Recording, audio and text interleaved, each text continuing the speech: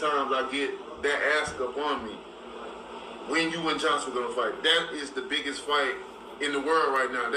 Everybody always say, I kid you not.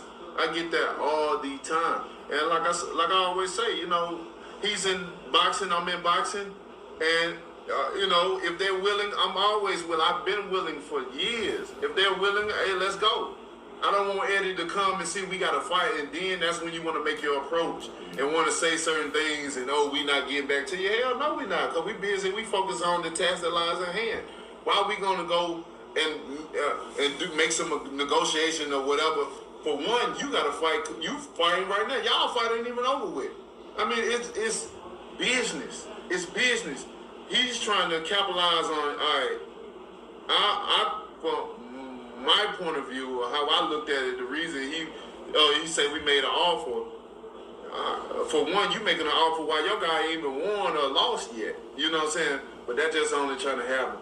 He just tried to have some insurance. He tried to buy himself some insurance. He just said here recently that he just reached out. He said this the other, day before yesterday, that he just offered you tens of millions of dollars on an email, but ain't nobody got back to him. He just said this the other day. He said just recently, I just emailed Wilder yesterday and left him an email for tens of millions of dollars, and he hasn't responded. Yeah, like that flat fee. Yeah. You know what I mean? We ain't, man.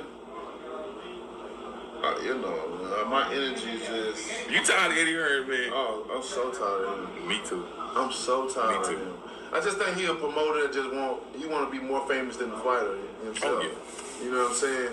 That's why he's always in somebody's camera, always trying to act like he doing more than the other person, and what he say is right and what everybody's saying is wrong. And when somebody has come out with the truth, all he do is try his best to try to rebuttal that with the lie or whatever, make people see, especially his people over in England, you know what I'm saying, to see that it's different. No, it's you know what I mean, it's them and not us. He's been good at manipulating people and stuff like that. Those are the words of Deontay, the Bronze Bomber Wilder. And he, as you heard him say, that Eddie Hearn is a manipulator, that, I'm tired of Eddie Hearn. People listen to him. He wants to be bigger than the fighter, or appear to be bigger than the fighter. And, I don't know when this was recorded, because the way he's talking is, maybe this came out 5 hours ago, but he's talking to, I think this interview, for whatever reason, was done earlier, before Usyk. But then, I don't really get what he meant or why he said that that Tyson Fury shit's supposed to be over, but we don't know with Tyson. So maybe he meant that. But at the same time, to counterpunch what Deontay Wilder's saying, that's if this isn't old, which I don't think it's old, because 5 hours, I don't see Trill Boxing Talk sitting on this shit for 2 or 3 months. I don't see that happening. So I think what Deontay was talking about was maybe the negotiations from him and Tyson Fury, right? And what's going on with that? Well, for one, that Tyson Fury talk, his Anthony Joshua call out, that shit was what, 2 or 3 weeks before Tyson Fury said anything about wanting to fight Anthony Joshua. Okay?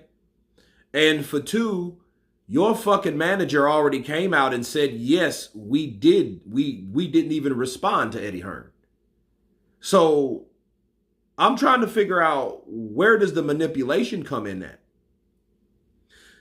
Shelly Finkel already told us, and he just spilled the beans. Like, yeah, we didn't, we didn't want to contact Eddie, because if we don't get past Robert Helenius, we already have a fight. It won't be anything to talk about anyway, so we need to focus on that. But the problem Shelly did, he failed to relay this message to the guy that sent the fucking email.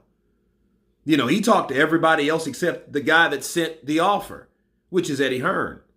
And this is another example of how a manager said something, which it's become famous with Team Wilder, but he's saying something different than Wilder. Wilder's saying, oh, well, he's trying to switch it and manipulate it and turn it around. Well, no, not really, because he already spoke about not even responding. Okay, so now you're saying what? Oh, well, he's good at manipulation. I don't really see how. Let's continue. But as long as people are looking and willing to be manipulated, then God bless those fools. You know what I mean? But when it comes to Deontay Wilder, I speak truth. I have no reason to lie about nothing.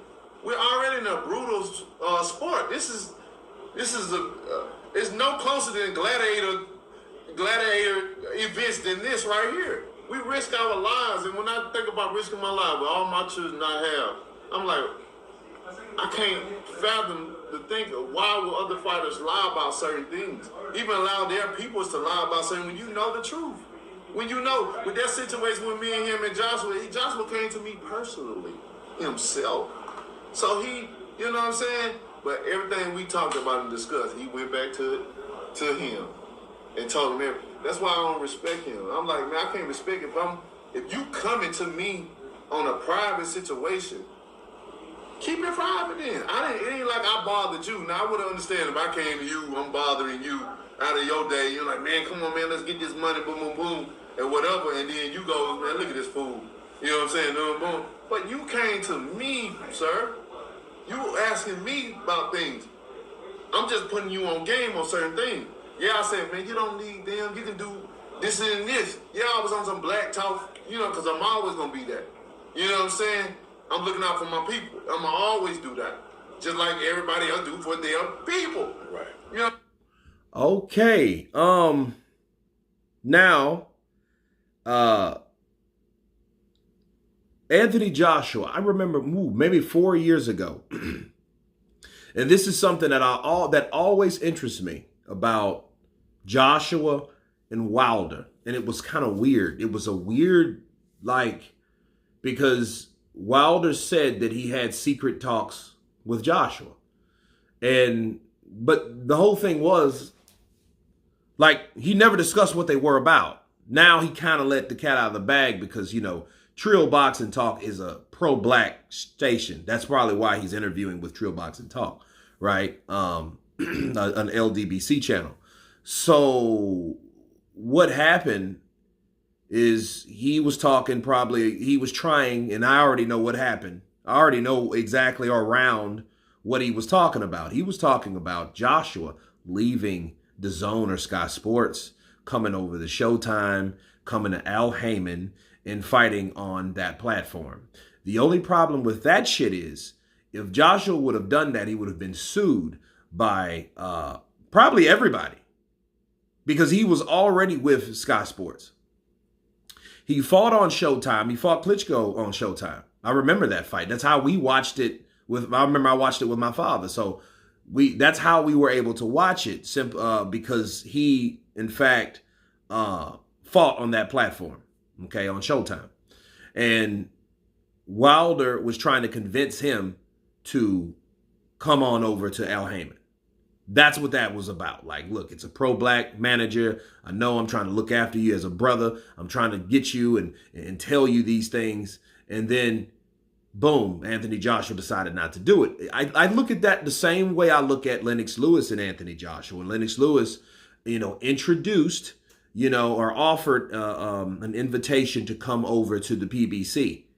For him to be a manager of Joshua, him to manage Joshua, the best way he could. Over here, have him fighting American fighters like Charles Martin, and others that he did fight that are American, okay? Because he fought quite a few American fighters. Joshua fought 4 or 5 American fighters, okay? So he wanted that, and that didn't go that way. So basically, the same thing that happened to Lennox Lewis happened to Deontay Wilder. But let's continue. And I don't see nothing wrong with that. Every time we do something for us, it's a problem. But when somebody else do something for their race, that's right. Go ahead. You hear the Mexican talking about their people all the time. Mexican pride. You even hear Carnella say, I don't want to fight no Mexicans. Now, what if I said I don't want to fight black people? That would make news. You know what I'm saying? Triple G talking about what that was. I think it was Triple G or one time talking about killing somebody. Stavern even said he'll kill me and all that. Some other fighters too. It don't make the news. But time Deontay Wilder said, I don't want to kill you or have a record. Somebody Have a body. That's on the news. It go crazy. Okay. Now he does have a point with Canelo. That's some messed up junk, you know. Also, though, now I remember about Eddie Hearn. Eddie Hearn does want. He does have the. I think he loves what he does, but I think he wants to be, you know, like that promoter extra, that promoter times two. So, you know, a lot of times, you know, Eddie Hearn and a lot of people, you know, want to be something that, you know, I do think at times Eddie Hearn, you know, wants to be seen. You know what I mean? He likes the limelight. Let's put it that way. But wrapping this up with Deontay Wilder saying I can't respect Anthony Joshua or whatever because of that.